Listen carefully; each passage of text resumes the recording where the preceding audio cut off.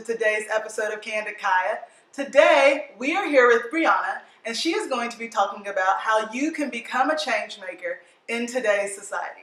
Stay tuned to hear how you can become the leader you are destined to be.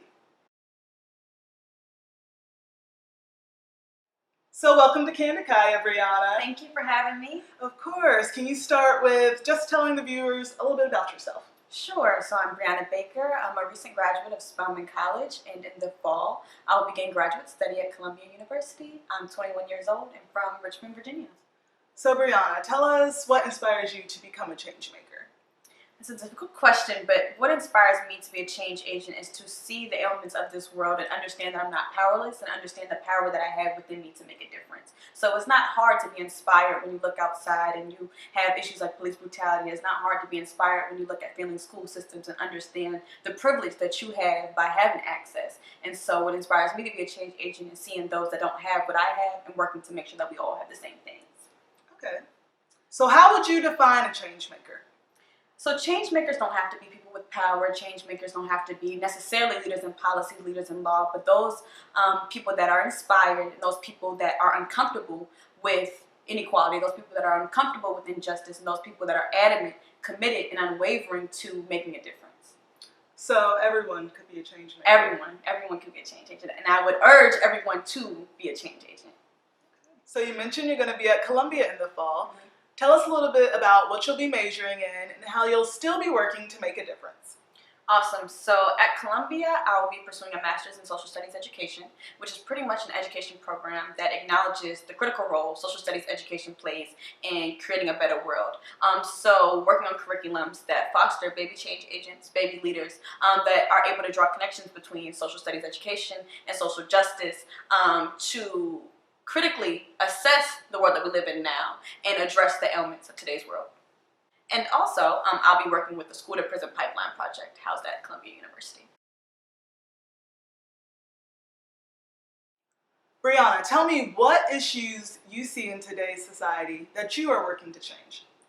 Most specifically, I'm passionate about the School to Prison Pipeline, which pretty much is a phenomenon that describes students' behavior that's overcriminalized and is dealt with the juvenile justice system. And so students through this system are being streamlined and their mainstream educational experience is interrupted and intruded by the juvenile justice system. And so I'm passionate and fervent about disrupting this pipeline and in reducing court referrals from school and giving all students the opportunity to have a holistic educational experience free from criminal justice. So where does the passion behind your platforms come from? So as a Black woman, I'm especially passionate about inequalities that plague the Black community. But me, where I found my niche is the intersection between education and juvenile justice, where there are thousands of youth that are illiterate due to failing school systems, where there are thousands of youth whose regular school misbehavior becomes criminal behavior due to the color of their skin. And so just finding my niche and where I think I can become an expert and really hone in the skills necessary to make substantial change and significant change, and change that's also going to be sustainable through generations to come.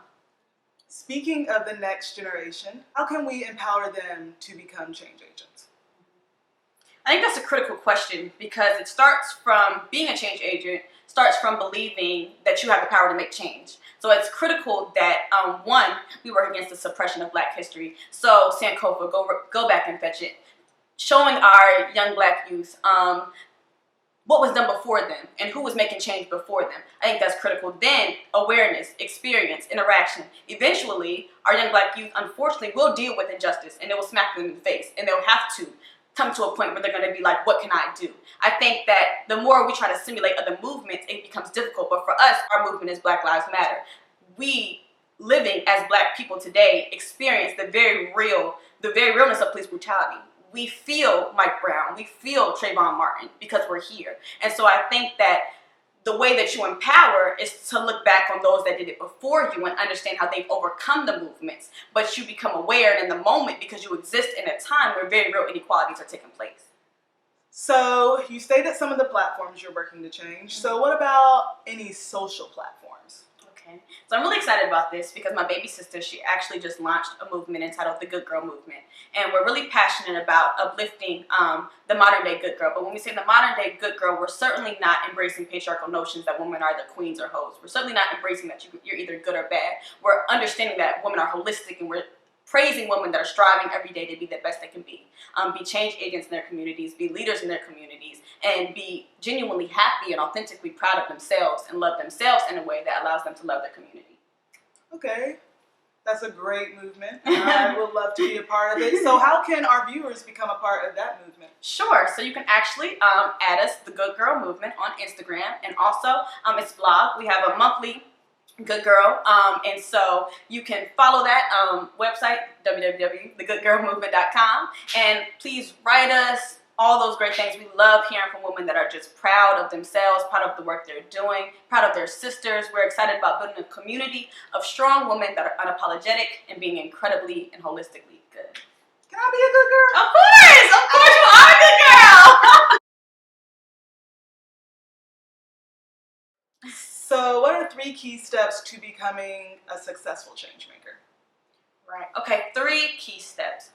1, identifying the issue that you're going to be most passionate about, and identifying that issue in a way that you're going to be completely committed as far as understanding how it came to be, right? So understanding that it didn't just pop up yesterday, but there are institutions put into place that have fostered that sort of inequality.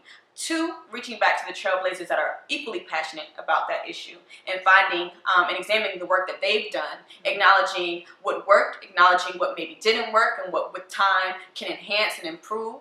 And so I think that's critical, acknowledging those that have done revolutionary work before you to address that same inequality.